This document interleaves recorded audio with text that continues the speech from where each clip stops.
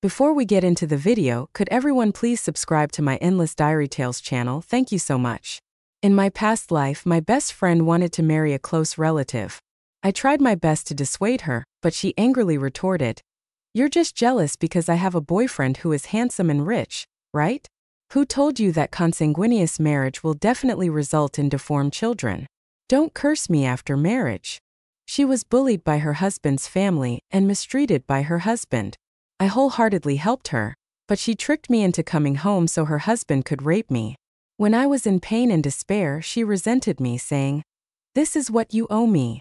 If it weren't for your curse, I wouldn't have given birth to a deformed child. You have to compensate me with a healthy child." When I woke up again, I was back to the time before her marriage, when she was still hesitating about whether to marry a close relative.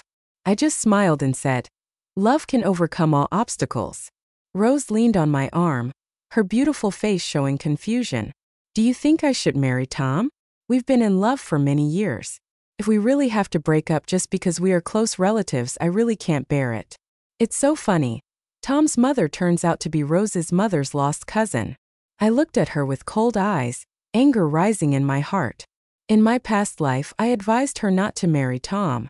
I told her that consanguineous marriage is strictly prohibited by the nation, and even searched for documents to show her that consanguineous marriage would increase the risk of having deformed children.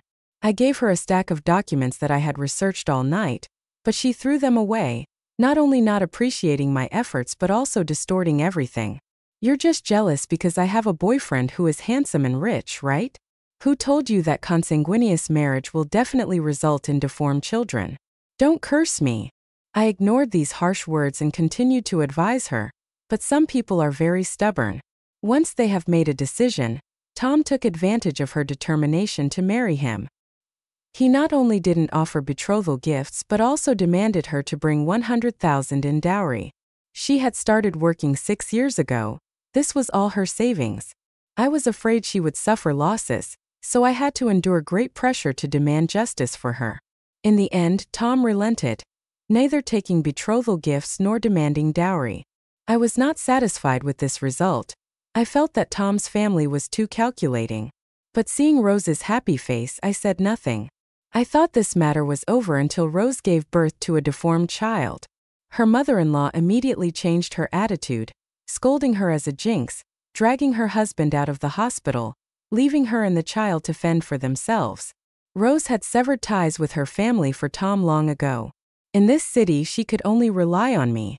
Being best friends for many years, I couldn't bear to see her alone in the hospital, so I took her home to take care of her for a month. I didn't expect her to be grateful to me as a parent. I just hoped she would. I could sober up and leave Tom. Who knew that as soon as her postpartum period ended, she secretly went back to Tom's house. I sympathized with her unfortunate fate, but was also very angry that she was repeating the same mistake. I decided to break off relations with her. But when I received a call for help, I still did not hesitate to rush over. Unexpectedly, it was all a trap.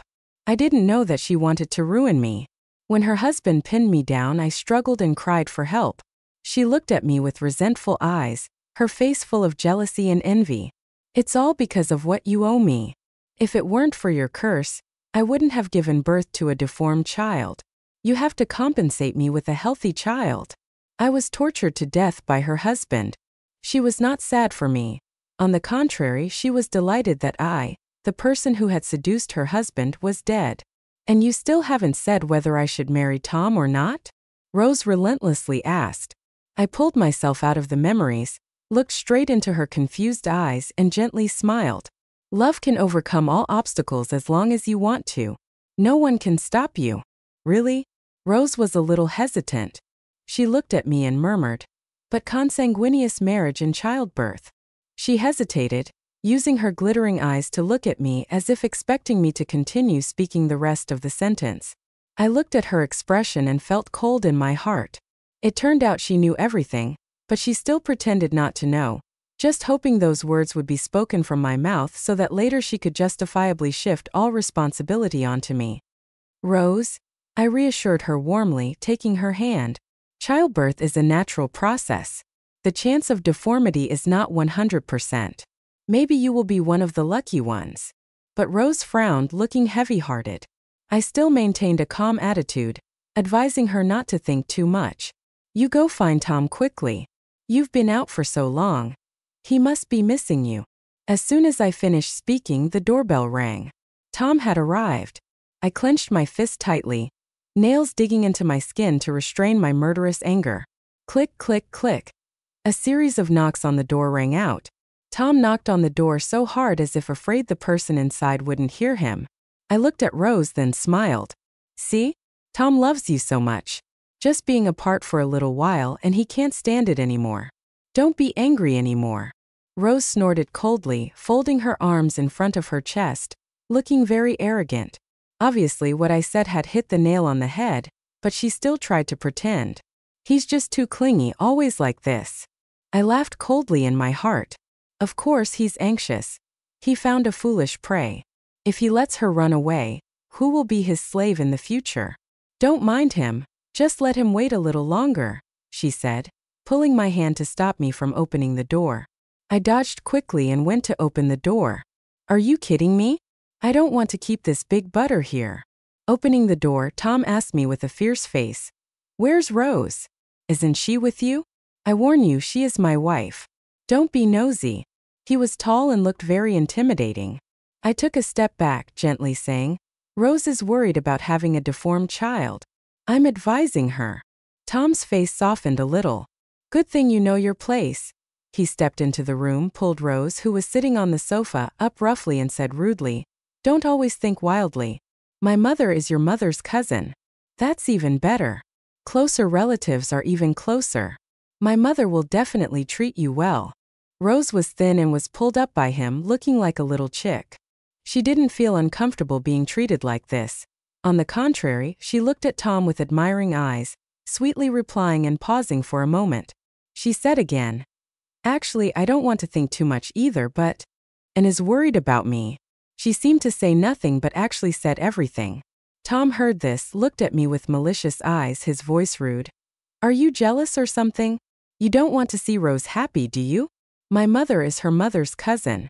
Later, the relationship between mother-in-law and daughter-in-law will definitely be very harmonious. All family would I harm her? You're right.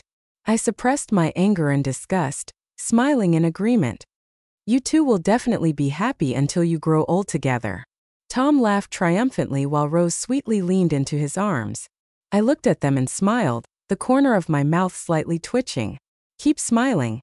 You won't have a chance to smile later. The two of them started to flirt with each other in front of me, which was truly an eyesore. I slyly hinted, I'm going out for dinner. Hearing my words, Rose resentfully looked at me, ordering as if it were a matter of course, Go out for dinner. It's not good for your health. Eat at home. I remember you bought beef and fish. Cook them all later. Tom likes to eat them. The thick smile on my face could no longer be maintained. Why didn't I realize before that Rose was so shameless? It must be because I had placed too much expectation on her, always remembering the little bit of goodness from the past. I was an orphan since childhood and lacked affection, not knowing how to communicate with others. When I was in college, I lived in the dormitory with Rose. She showed me a little affection, said a few words for me, and occasionally gave me some things she didn't need. I regarded her as my best friend, wholeheartedly devoted to her without calculation, but she took all of this for granted. I looked at Rose, my eyes growing colder and colder. Before I could answer, she hugged Tom's arm and said, And doesn't cook very well, but the beef and fish she cooks are not bad either. Try her cooking later and see if I cook better or she cooks better. Tom squeezed her cheek and gave her a kiss, intimately replying, No need to eat. I already know that my baby Rose's cooking is better than hers. She's far from being comparable to you. Rose playfully hit his chest, coyly blaming. You're not allowed to say that. Anne is my best friend. And she thought she was protecting me in front of Tom, but in reality she didn't realize that when she said those words, she was very smug, her eyes looking at me full of contempt and disdain. I looked at the two of them flirting. Their intimate scene reminded me of the image from my past life. Every time Tom tortured me, she would widen her eyes and stand there watching, looking like a ghost. When he was done, she would, like a beast guarding its territory, crawl close to him affectionately, kissing him as if wanting to erase all traces of me on his body. As if that wasn't enough, she even forced me to watch her and him do it. After they were done, she would crawl to my side, using all kinds of harsh words to scold me. It's all your fault. If you hadn't cursed me, how could I have given birth to a deformed child? You have to compensate me with a child. You are such a despicable and disgusting person. I treated you as my best friend, but you stole my man. Every time Tom would stand beside her, looking at me with lustful and disgusting eyes, the more he looked at me, the more fiercely Rose would scold me. I didn't understand why a person who had graduated with a master's degree like her could utter such harsh words. Even more incomprehensible was that she had such a good family. Why did she have to cling to a rotten log like Tom? Seeing that I didn't respond, Rose impatiently urged me, "Hurry up and cook. I'm hungry." I turned to look at her and smiled apologetically. "Sorry, I'm afraid I can't cook for you today. My company has a party. Everyone has to be present." Rose's face suddenly fell. Your boss is really too much. You should quit your job early and change to another job. There's no personal time at all." I nodded. It really was time to change jobs. Otherwise, when Rose couldn't find me, she would run to the company to cause trouble.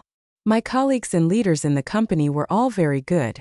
I didn't want to implicate them because of my affairs.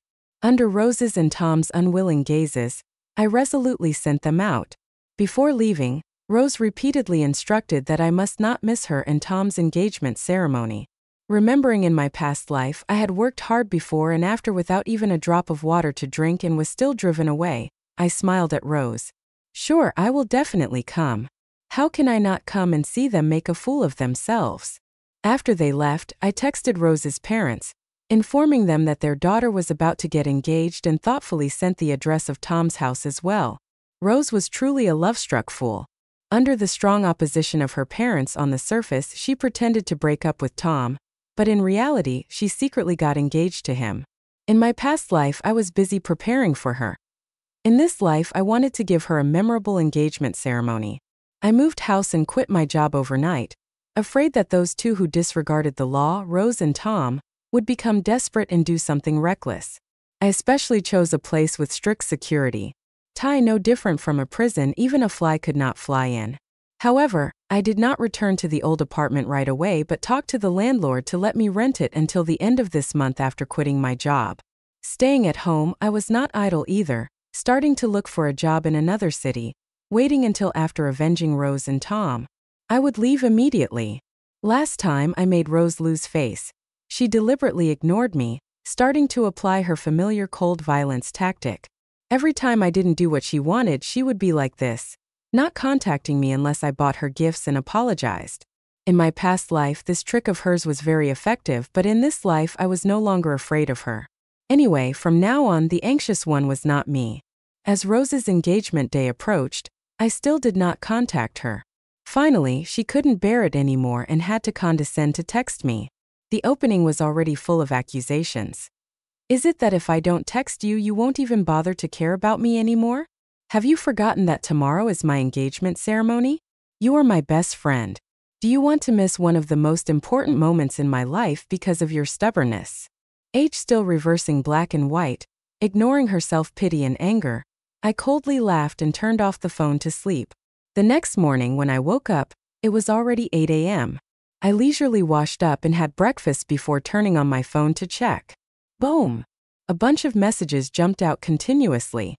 Notification sounds constantly ringing. I swiped the screen to check. Rose had called me hundreds of times, almost every minute she called once, and also sent a lot of WeChat messages and even messages from my old roommate. Crazy. I smiled mockingly, opened the chat window, and scrolled from top to bottom. At the beginning, she was still accusing me. Seeing that I didn't reply, she started pretending to be pitiful. At the end, she started to reveal her true colors, saying I was an untrustworthy person, saying she was blind to have regarded me as a friend. Every word stabbed straight at the weak point I cared about most. If it were before, when reading these things, I would feel very sad and heartbroken, but now I only felt that my blind eyes had been cured. The funniest thing was that when she couldn't contact me, she went to the old apartment to find me, obviously wanting to drag me over to do unpaid labor. When she didn't find me, she became even more angry and scolded even more, saying more and more harsh things. I didn't reply to her. I was also not in a hurry to open other messages to read. Everyone's tone was full of comfort. Finally, you have woken up. Rose is not a good person. Back then, when Tom sent flowers to pursue you, she secretly threw away those cards and told Tom that you didn't like him. Then she went to Tom herself. But she didn't know that I had seen everything. At that time, I intended to secretly tell you, but Tom was not a good person either, so I didn't say anything. I thanked her. The doubts from the past life to this life finally had answers. No wonder every time Rose was intimate with Tom, she would often look at me with a triumphant look. No wonder she was always malicious towards me. So that's how it was. I laughed loudly, but tears welled up inevitably, feeling sorry for myself. I called Rose. As soon as she answered, she scolded me in a long string. I misjudged you. I treated you so well. How can you treat me like this? Am I not worthy of you? When I need you most, you ignore me.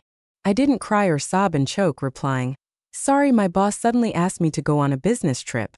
I intended to text you, but I was afraid you would be angry, so I didn't dare to text."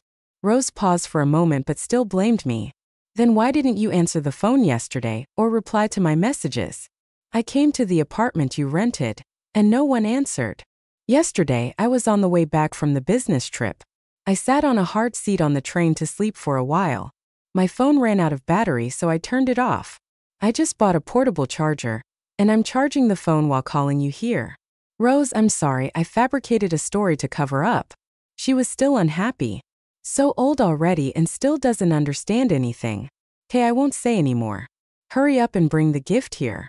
I'm very busy. She seemed very sure that I would listen to her. Before waiting for me to reply, she hung up the phone.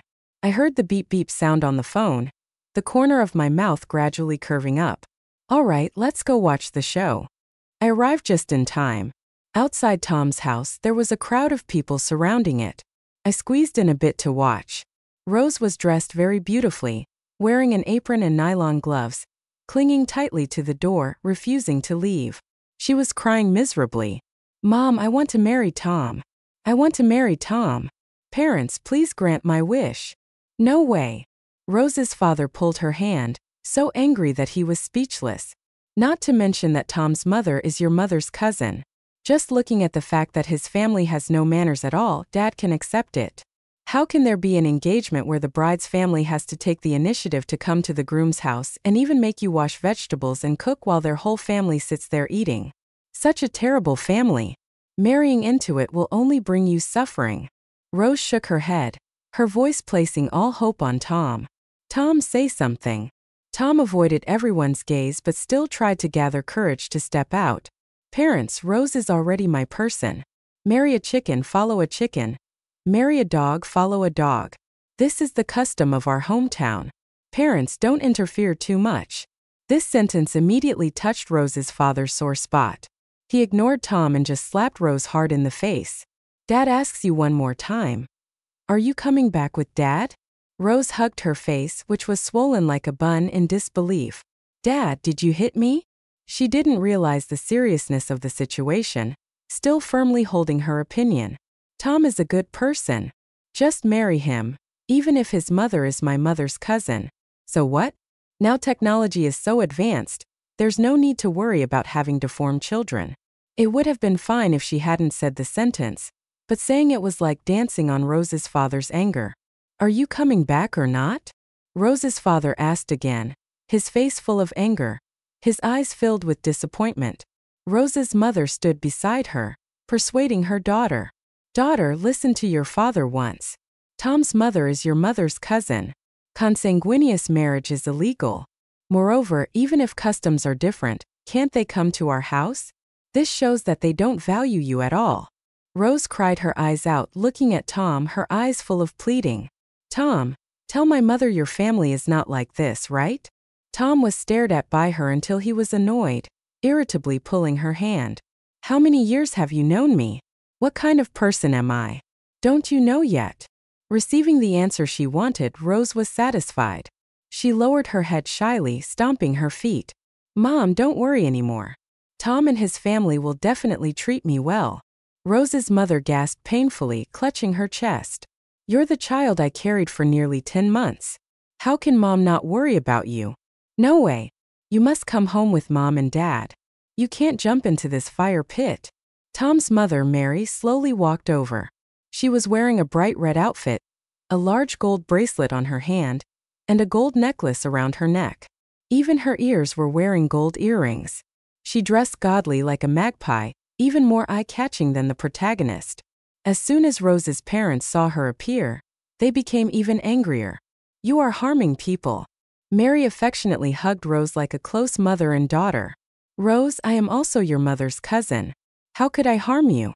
Just rest assured and marry over here when the time comes. I will definitely ask Tom to organize a grand wedding for you. Yes, thank you, Mom. Rose happily replied. This sentence made her parents heartbroken. Her father angrily left, leaving behind the words, "You will regret it."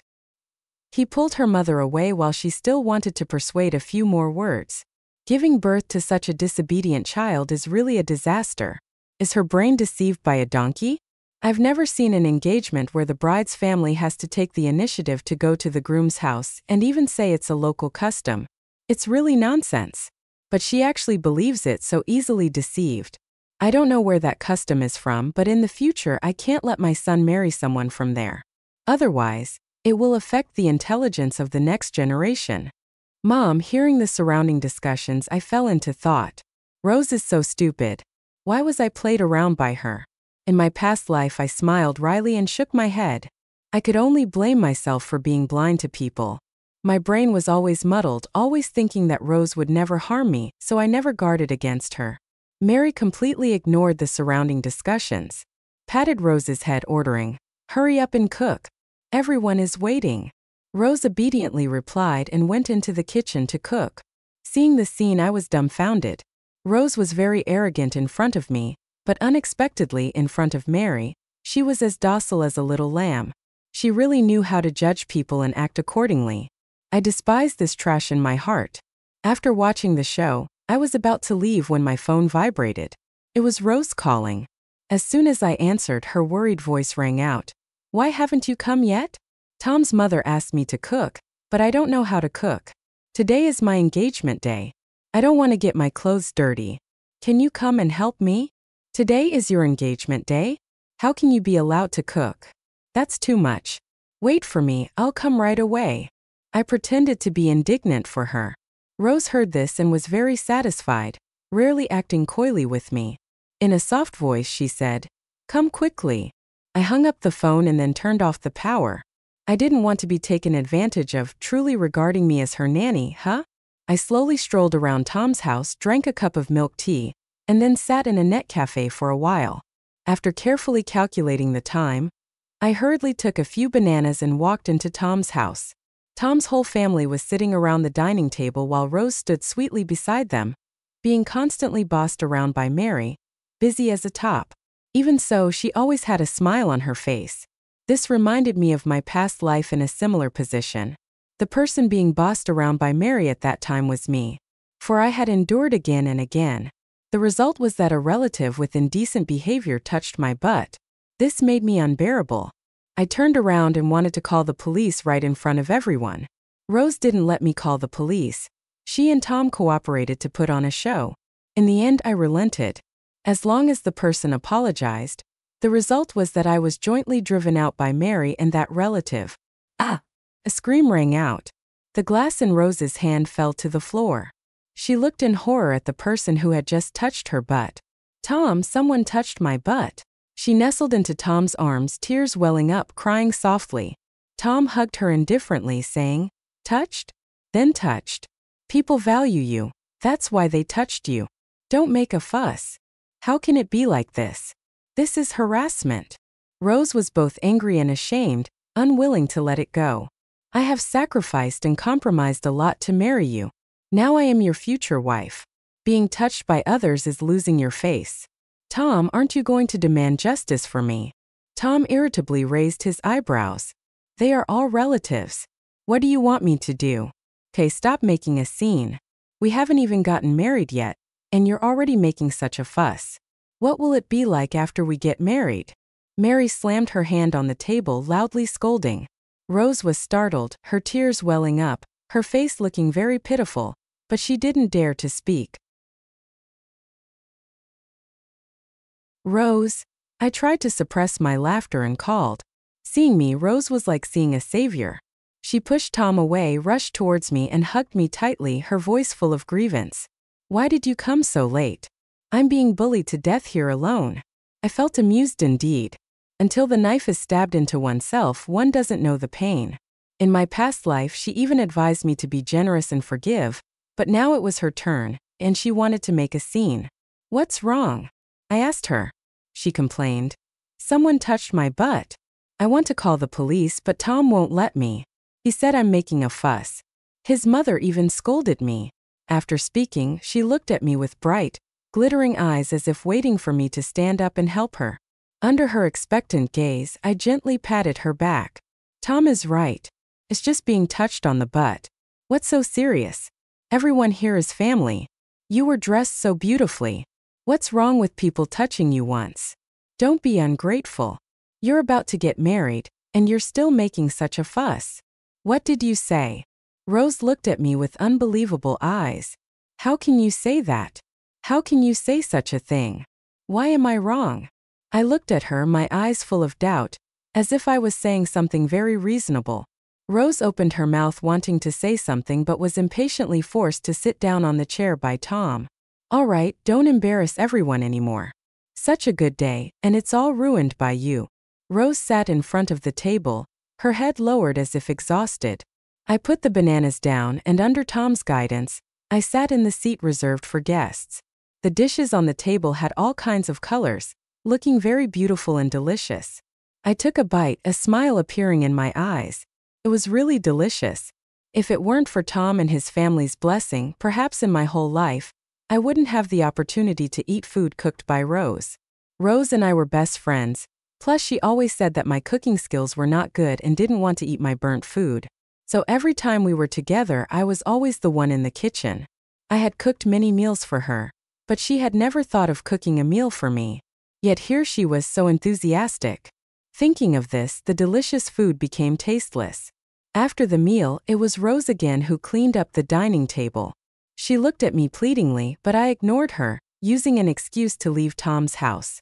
After going outside, I vomited out all the food I had just eaten. It was just like the relationship between me and Rose. Rose was married, not knowing if it was because I didn't speak up for her last time. This time, even the wedding was not held. Tom found a hotel. She changed into another set of clothes and then ate a meal with Tom's relatives, considering it as marriage. Because I didn't speak up for her last time, this time she didn't even invite me to attend the wedding. In fact, I did come to take a look and even had someone throw rotten eggs at her. Looking at her disheveled, messy appearance, crying miserably, I laughed happily. I thought that from now on Rose would no longer contact me, but unexpectedly one day when I was walking downstairs, she called me again and said, I'm pregnant. The doctor said it was a deformed fetus. I want to abort it, but my mother-in-law won't let me. What should I do? Her voice was choked with helplessness. This is your own flesh and blood. Are you so heartless? This is your first child. If you abort it, what if it affects your health later? Rose, you have to think carefully. I remembered the words Rose had said to me in my past life, returning each word to her before rebirth. Rose had also called me like this. I advised her to abort the child. She said she agreed, but when I went with her to the hospital, she called Mary and Tom, not only causing me to be scolded but also beaten up. Although she apologized to me afterwards, I still had knots in my heart. Every time there was a conflict, the one who got abandoned was always me. I gradually alienated her until she gave birth to the deformed child. A call rang out, interrupting my memories. Rose hesitated timidly at the other end of the line. I think abortion is still better. The child is a lifelong matter, she said. So she also knew that. Why, when Tom and his family stopped her, did she choose to compromise and push me out as a scapegoat? Huh. I coldly curled my lips. If you want to abort, then abort. She cautiously asked me, can you come with me? I'm waiting in the obstetrics and gynecology department of City General Hospital. Okay. I hung up the phone and sent a message to Tom in bold with every word emphasized. Hurry up and come. Your wife wants to have an abortion and divorce you. She is in the obstetrics and gynecology department of City General Hospital. After sending the message, I put the phone on silent mode and leisurely strolled for another half an hour before arriving at City General Hospital. No, I hadn't arrived at the obstetrics and gynecology department yet, but I already heard Rose's weak cry. Mom, this is really a deformed child. Really can't be born. Rose hugged her stomach, bending over, unwilling to leave. Mary also did not comply with her, and when she refused to leave, she dragged her away. Thud! Her center of gravity shifted, and Rose fell sprawling to the ground. She flailed her limbs, crying mournfully nonstop. Mary saw that she refused to get up, so she kicked her, grabbed her ankle and dragged her out. There were many obstacles on the road, but Mary didn't care. She even deliberately dragged her to bump into those obstacles. Mom, I have a stomach ache. Rose hugged her stomach, her face contorted in pain. Mary ignored her, still dragging her straight forward. Tom, save me. Rose begged Tom for help. Tom glared at her, his eyes full of malice. You still have the nerve to beg for help? You want to abort my child and you still have the nerve to beg for help? I tell you, obediently go home with me. I will deal with you. Tom, I'm in so much pain. Rose weakly cried out. She didn't notice blood flowing out from under her body. When she found out, the blood had already soaked the floor, sticky and greasy, reeking of blood. Blood. All blood, Rose screamed. My grandson, Mary cried loudly. My son Tom was both angry and heartbroken, yelling. They were all crying for that unborn piece of flesh no one cared about. Rose lay unconscious on the ground, her life or death unknown. In the end, it was still a nurse who couldn't stand it anymore, and reminded them someone needed to take care of the patient. Unexpectedly, Mary and Tom, after hearing this, immediately glared at the nurse with malicious eyes. Useless thing, can't even keep a child. Die then. Die just right so my son can marry another beautiful wife. Tom also coldly replied, What does it have to do with me? It was she who wanted to abort this child first. Now that it's like this, isn't it just what she wanted? After they finished speaking, they walked away, leaving only Rose alone, lying on the ground, very pitiful. But what did this have to do with me? In my past life, after I aborted the child that Tom had painstakingly created under me, there was red, dirty blood. Rose saw it and even clapped her hands and praised. Good job! She even blamed me for not dying cleanly, bothering her to clean up. I calmly watched Rose's miserable situation for a while, then silently turned around and left. Goodbye, Rose. Rose came to find me again. She called to invite me to her house for dinner. She said it had been a long time since we had met, so she missed me very much. She chattered endlessly and even pulled me to reminisce about the school days, playing the emotional card. In my past life, when she gave birth to the deformed child and was driven away by Tom and his family, she also said these words to trick me into coming to her house. Unexpectedly, in this life I heard these words again. History repeats itself. This time she still didn't let me go. Rose, do you really want me to come? I interrupted her, asking with deep meaning. She was silent for a long time, then replied, I really miss you very much. Can you come and play with me, please? Okay. I squeezed out a stiff smile. I will come to play with you. I'll wait for you. Seeing that I agreed to come, Rose's voice became cheerful, full of anticipation. Great. I'm also very much looking forward to dinner. I brought Rose's parents along. No matter how outrageous she was, they were still her biological parents. After hearing the news that Rose was beaten to miscarriage in the hospital, Rose's parents still came, looking like they had aged dozens of years, their heads full of white hair. When we arrived at Tom's house, Rose greeted us with a smile. Although she had put on makeup, I still saw the tiredness on her face. It was as hot as an oven, but she still wore long sleeves and long pants, covering herself tightly. I knew at a glance that she had been beaten by Tom and Mary. These two still often beat her, not holding back at all. In my past life I had advised her to leave, but she told me that beating is love, scolding is affection. They beat her, proving that they loved her. I couldn't persuade her, so I had to keep evidence of her being beaten, waiting for the day she woke up. I could use it as evidence. Unexpectedly, the person who was beaten every day was myself. Rose affectionately hugged my arm as if seeing a savior. I shook off her hand and stepped back to let her parents appear. Seeing her parents, her face became panicked. "Parents, why are you two here?" Rose's parents saw her haggard appearance, their faces becoming pained. "Daughter, listen to me. Come home with Mom and Dad." Rose avoided her parents, shaking her head. "I'm not going back." "Rose, you should still go home," I pretended to persuade her. "Your parents also want what's best for you. Look at how haggard you look now. Your whole person is like a skeleton. I feel heartbroken just looking at you, let alone your parents." "That's right, good daughter, come home with Mom and Dad," Rose's mother pleaded, pulling her. Rose spun around, dodging forcefully and pushing Rose's mother away. Rose's mother was pushed back by her. If it weren't for Rose's father catching her in time, she would have definitely fallen to the ground. With Rose's mother's health condition, falling once could also turn into a serious illness. "Rose, are you crazy?" Rose's father angrily roared. Rose was stunned by the roar. Then, as if going crazy, she pushed me and her parents out. "Out! Get out! Get out of here!" We were pushed out of the door before we could say a word. The door was slammed shut. "Rose! Rose!" Rose's mother knocked on the door, tears falling down her face. Rose's father supported her, tears also welling up. Creating karma, truly creating karma. I looked at the scene before me, feeling a bit surprised and also feeling it was a bit reasonable. Rose was always ruthless to people who had a good relationship with her. Except for that useless husband, Tom. I laughed coldly and said a few words of comfort to Rose's parents, then turned around and left. This time, perhaps Rose would truly fall into the end of being abandoned by everyone. I accelerated my plan. Tom was very addicted to gambling. Before marrying Rose, he had already signed IOUs for hundreds of thousands with high interest rates.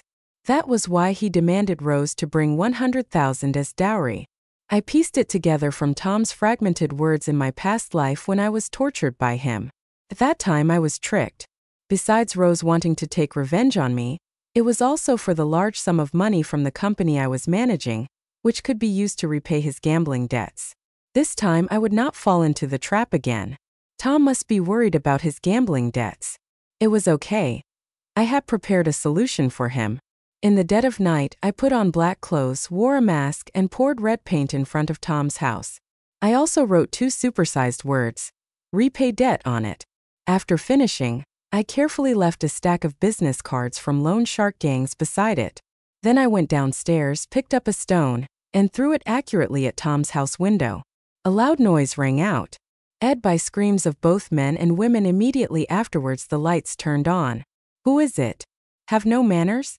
Tom poked his head out of the window, looked down and shouted loudly.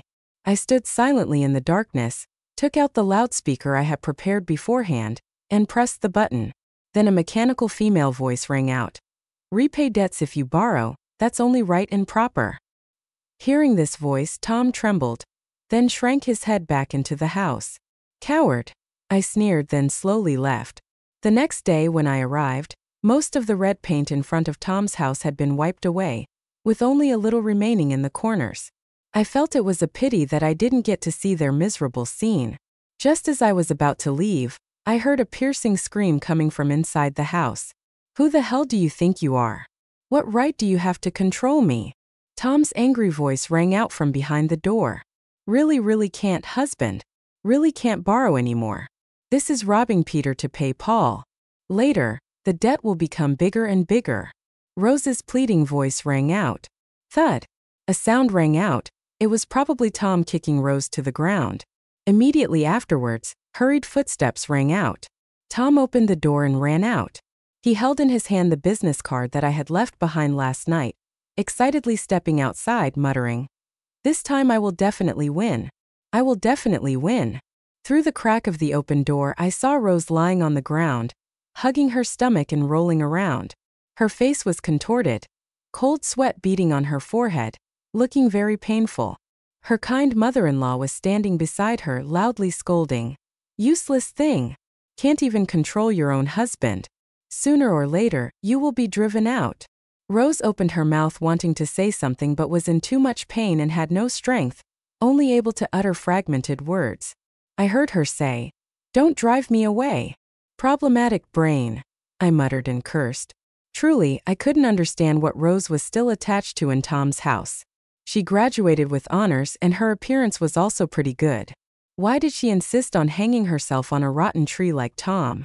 Could it be because he treated her cruelly and I treated her too well so she didn't take me seriously? Can you lend me some money? I have an urgent matter.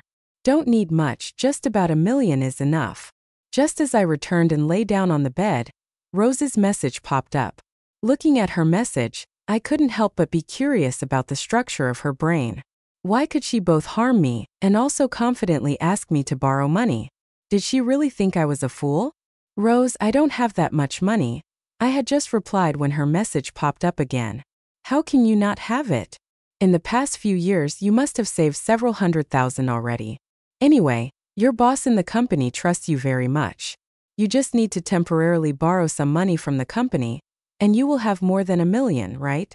She spoke very naturally, making me dumbfounded and speechless, truly shameless. I didn't bother to reply to her. On the contrary, I conveniently blocked both her WeChat and phone number.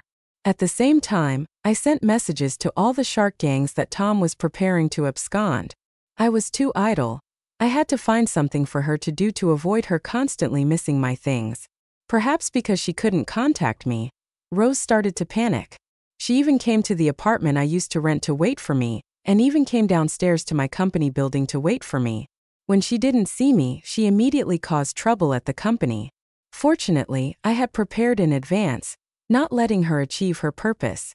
I thought this matter would pass like this, but in the middle of the night, I received a call from the security guard. He said that Rose and her husband were arrested for intentionally breaking into my apartment at midnight, asking if I wanted to call the police or resolve it privately. Call the police? What are you talking about? This is my best friend's house. She has not contacted me for many days and has not gone to work. I was worried about her safety, so I came to break in. Why call the police? Rose shouted, her voice high-pitched and sharp. Where are you? Why can't I find you? Don't you regard me as a friend anymore? Why are you ignoring me? Is it because I borrowed money from you? Unexpectedly, you are such a person. I was really blind to have regarded you as a friend. That's right, you misjudged me. I smiled faintly, replying indifferently. Call the police, I said to the security guard. Hearing my words, Rose shouted loudly. And you are despicable. I was really blind to have regarded you as a friend. I laughed coldly, then hung up the phone. Who wants to be friends with someone like you, you trash? Rose and Tom were arrested for attempted theft. She still insisted that she broke in only because she was worried about me, so the police couldn't do much either, only detaining them for a few days and then releasing them. On the day they were released, I specially came to take a look. Rose looked haggard, her face sallow, so thin that a gentle breeze could blow her away. Standing beside the tall Tom, she looked like a pitiful little chick. You despicable thing, useless thing. Tom was detained for a few days, full of resentment. As soon as he came out, the first thing he did was find Rose, the person who caused everything, to settle accounts. If I had known you were so useless, I wouldn't have married you in the first place. The person I originally liked was your best friend. It's because you intervened. Get lost. Tom beat and scolded Rose. She was kicked to the ground by him, but even so she still stretched out her hand, full of bruises, hugging Tom's leg pitifully, begging, Tom, believe me, I still have a way. There is still a way. What way else is there? Tom spat a mouthful of saliva on her face, cursing, then left, leaving her lying helplessly on the ground. She rested for a while, staggeringly got up and walked towards Tom's house, only she didn't know that there was a big gift that I had prepared for her there. Tom and Rose disappeared for a few days. Therefore, the loan shark gangs even more believed the news I sent. Not finding them, those loan sharks directly drove Mary out of the house, preparing to sell the house to repay the debt. When Rose and Tom returned, they saw Mary sitting listlessly downstairs in their building. At this time, Mary completely lost her previous arrogance. She was pitifully dozing off in the chair. When she saw Tom, she was so moved that she burst into tears. Son, you are finally back. Tom hugged her. What happened, Mom? Mary recounted everything that had happened in the past few days. After finishing speaking, she slapped Rose hard in the face. Useless thing. Since you entered this house, my house has not had a single peaceful day. You quickly compensate for the house and compensate for the money for me. You despicable thing. Rose's body was already not healthy. After just coming out, she was beaten by Tom again. She was no match for Mary and was beaten by her until she screamed miserably. But even so, she still didn't think of leaving. If I had known you were so useless, I would have told my son to marry someone else in the beginning. Now thinking about it, she is much better than you. At that time, I was really blind to have looked at you too. Hearing this, Rose's face changed. She looked at Mary fiercely. Mary was frightened by her, speaking stammering but still trying to raise her voice. The truth is like that. You are daring to glare at my mother. Tom fiercely kicked Rose, stomping on her face and cursing. Did my mother say anything wrong? In the beginning, wasn't it you who insisted on living and dying to be with me, you trash? Even if given away for free, people wouldn't want this burden. Seeing that she didn't resist, Mary also rushed up to kick her along with her son.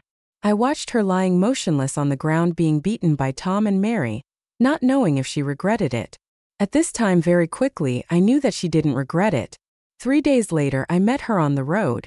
She was carrying a big pregnant belly, timidly asking a little girl passing by to help her home.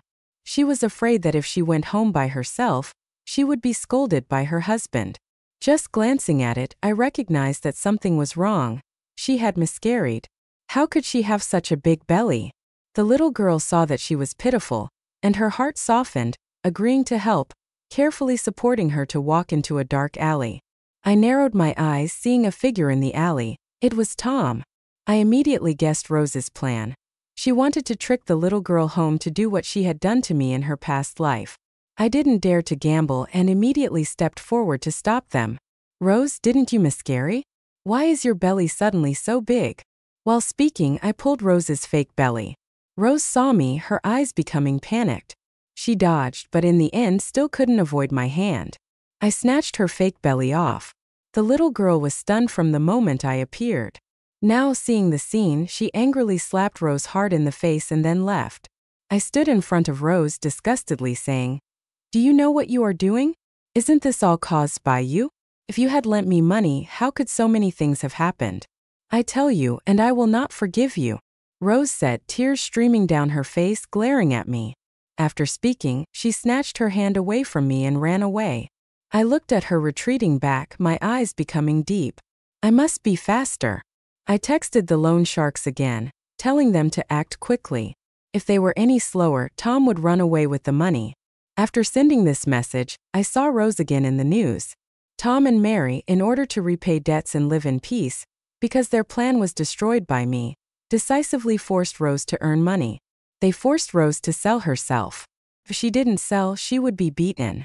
It was peaceful for a while, but then one day while Rose was selling herself, she suddenly cried loudly and then laughed loudly. She said that everything was wrong. Her life should not be like this. The client was frightened by her, wanting to hit her, but she quickly stood up, took out a knife from the cabinet, and stabbed it into the client's throat. Then she tricked Tom and Mary and killed them. She held a knife, her body covered in blood. When I saw this news, I had a premonition. Was Rose also waiting downstairs of my apartment building? Just as I suspected, I provided clues to the police. Sure enough, the police arrested her downstairs of my apartment building. I saw her covered in blood, her whole body crazy, muttering something like, "Shouldn't be like this. I will not live." Well then, you don't even think about living peacefully. She was almost crazy. Seeing this, I only felt that this was retribution. Rose also returned, but this time she returned later than me, so this time I had the upper hand. Due to the seriousness of the case, Rose was sentenced to 60 years in prison, which meant she would have to sit in prison for her whole life. I went to the prison to visit her. Her youthful and beautiful face was full of tiredness, but her eyes looking at me were full of hatred and viciousness. Don't be smug. This time I lost, but next time don't even think about winning. After she said the sentence, the words I intended to say were stuck in my throat. I knew Rose had never regretted treating me like that. She only regretted that she had acted too late. I smiled. "Rose, you are the loser forever." Rose was stunned and struggled, wanting to hit me. But between us was a thick glass. No matter how much she struggled in the end, she was still escorted away by the police. "I will not let you go," Rose angrily shouted. I ignored her words. 60 years later, when she was released, this world would have completely changed. At that time, it was not that she wouldn't let me go, but whether I would let her go or not. In the end, I left the city according to plan, never paying attention to her. Again focusing on myself, shining in my field, and finally becoming a prominent person in the industry.